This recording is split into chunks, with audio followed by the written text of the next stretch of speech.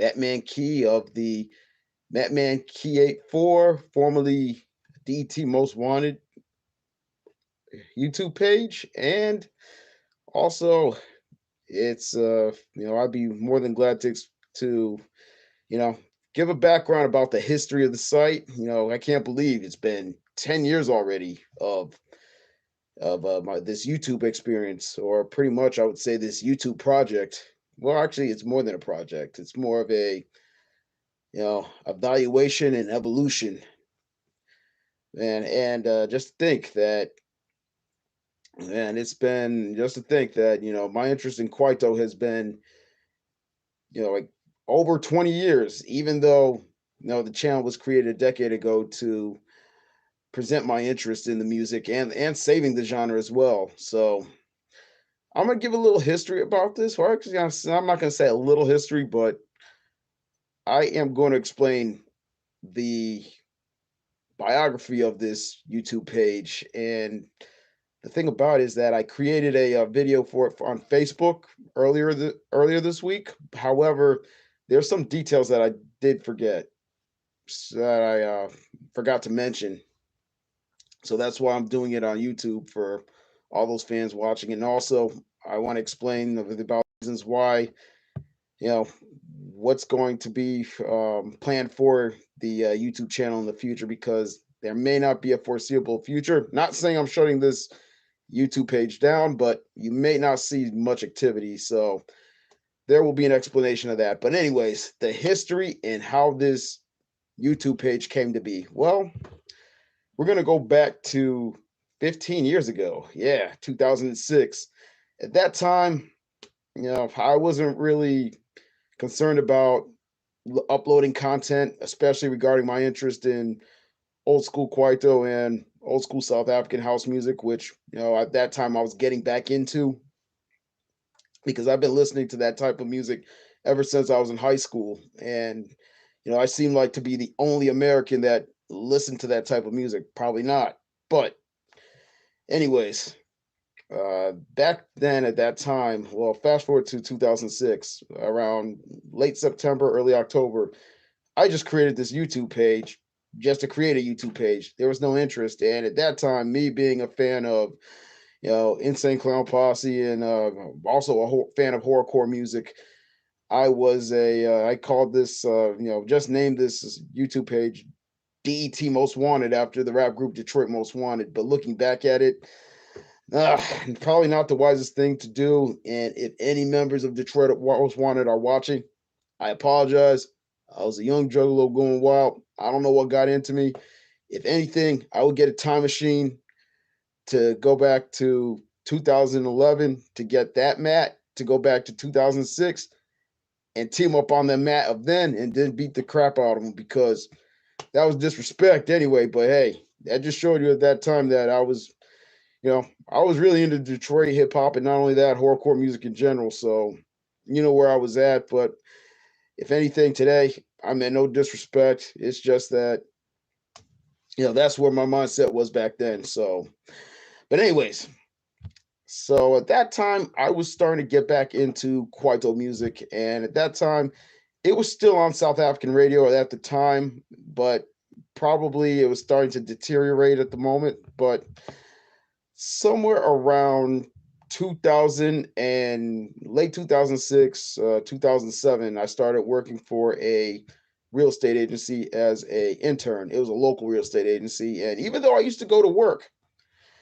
even though I did go to work, I did do my duties. I was also watching Kwaito videos at work, and because that was the first time I would actually see Kwaito videos on YouTube. I didn't even know they had Kwaito videos, or I knew that, but I never had a chance to watch them, being in America. So that's one thing I liked about YouTube. And that time, you had the OG uploaders. You had this guy that goes by the name of So Solid. You have Koyomo.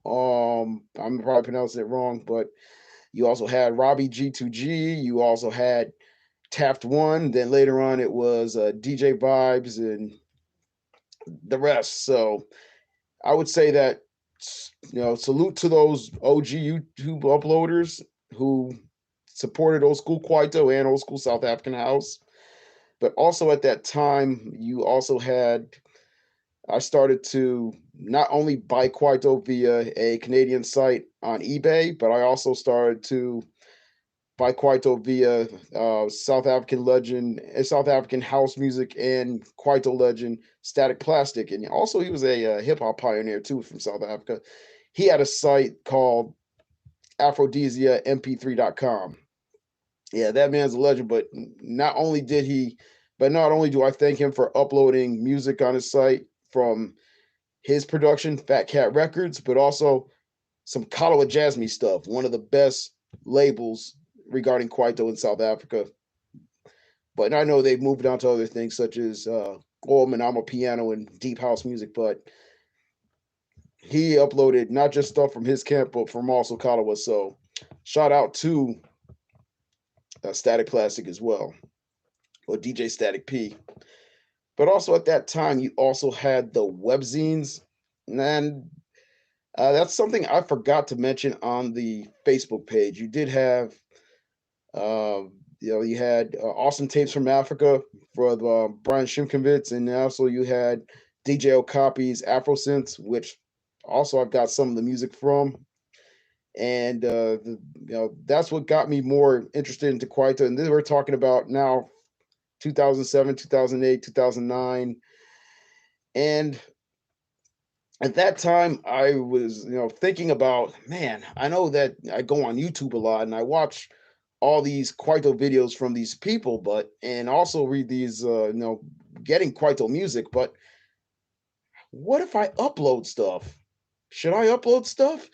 I don't know. At that time, I really didn't know how to, let YouTube, I wouldn't just say work for me, but work in my advantage. So it all happened when somewhere around 2010, 2011, there was a YouTuber named Steve Ovo, who later became Steve Mac93, Steve Macreades. And this was a South African who uploaded all these old school Kwaito songs, and he was much, much younger than me. But the funny thing about it was that he knew that I was a fan of his site, but later on he started to say, now it's time for you to upload some Kwaito like you don't have any. This was him thinking that I was also from South Africa, but no, he was talking to an Americano. See, he's talking to an American that whole time. So at that point, I was motivated to upload some Kwaito music. So I was like, you know what? I'm going to show him what I got. So at that time, I started to upload. And then after that, he became pretty impressed. And then after that, he and I began to connect on Facebook. And after that, we still had that relationship towards today. Shout out to Steve Mach 93, where if you're watching, you probably watched the Facebook video, but hey, this is the YouTube one, so there's more detail on this one. But anyways, I would like to say that over the past couple, what this channel has helped me do is that not only has it motivated me, I would say more motivated me to upload Kwaito videos, but it helped me write articles about Kwaito music. This was for Kwaito.com, and also the other site, Kwaito Culture, which is now defunct. I think it's still living on Facebook. But also, not only did I write articles regarding Kwaito music, but I also ended up doing mixes. I went from uploading songs to making old school Kwaito mixes, which was pretty cool. So I started out with virtual DJ. I didn't have a controller. This was before I bought the MixTrack Pro 2, and then after that, I came out with 2 Kwaito mixes. Actually, believe it or not, 3 Kwaito mixes. But then after that, later on, I think a little before the Kwaito Mix 3, which was the mid tempo, I got into contact with a record shop in Canada, and that ended up becoming La Casa Tropical. And one of the guys there contacted me, and that just showed you the power of YouTube. People watching my videos. and it brought me closer to a community. I just didn't get South African viewers. I also had Canadian viewers, La Casa Tropical, and also the brother or sister store, Invisible City Editions. So I started to link up with those people as well. And then even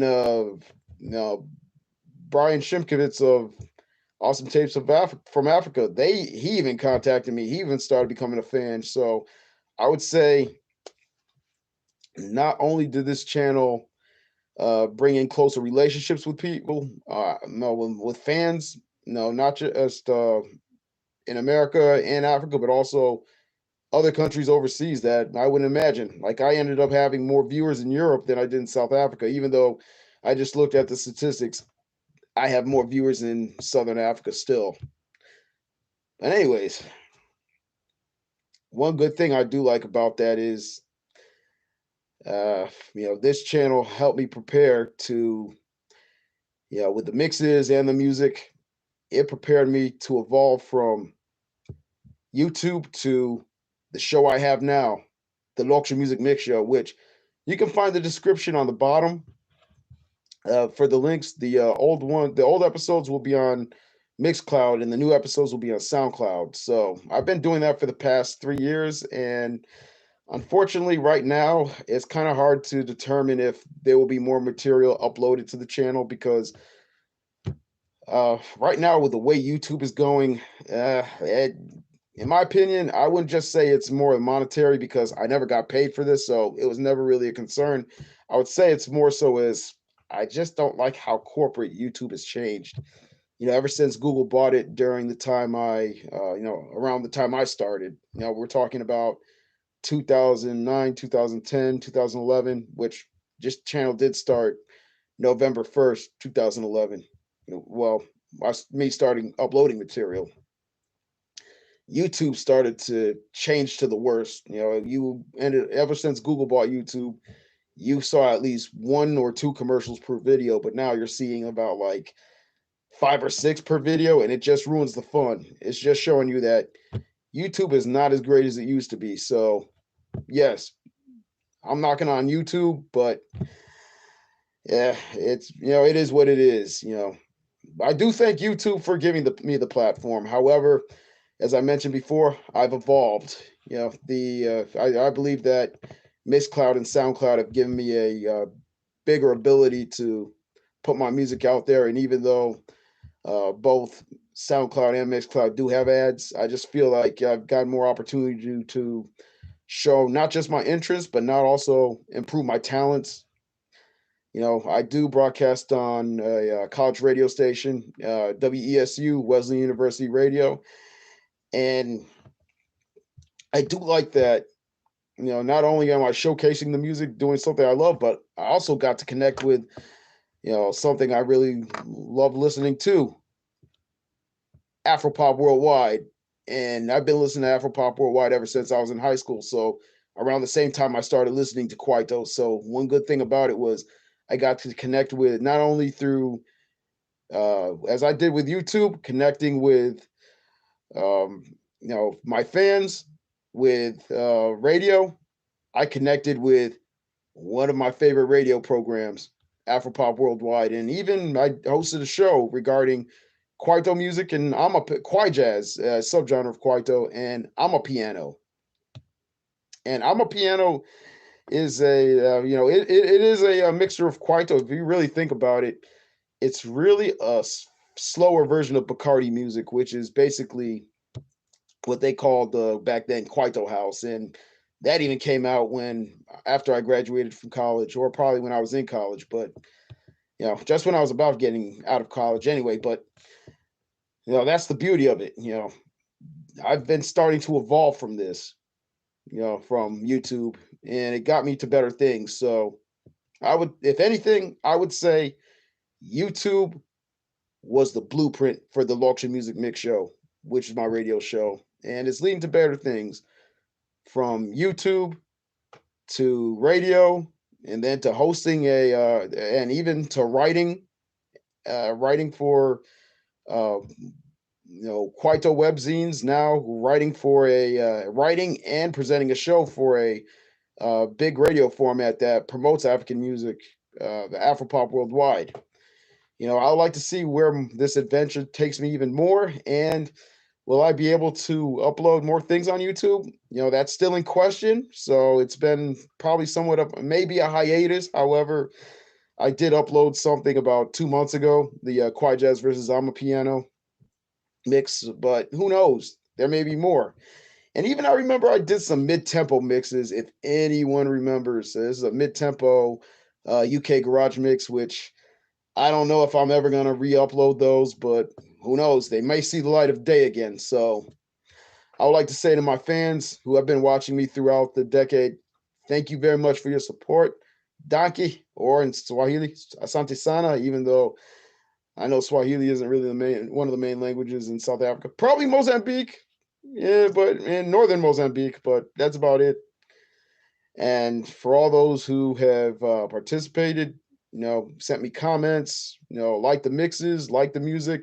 I'm glad that I brought back old memories regarding old school Kwaito and old school South African house. Thank you very much for watching. And also, I did this on the Facebook page, but also for YouTube, since there was a lot of inspirations and a lot of influences, just like I was inspired by those old school Kwaito uploaders. I was also a fan of some YouTubers as well. And I know that there's unfortunately some YouTubers that are not with us today. We enjoyed watching their material. So I'd say rest in peace, Stevie Ryan. Rest in peace, Steve Cash, and all others that we've missed. So again, thank you very much for watching.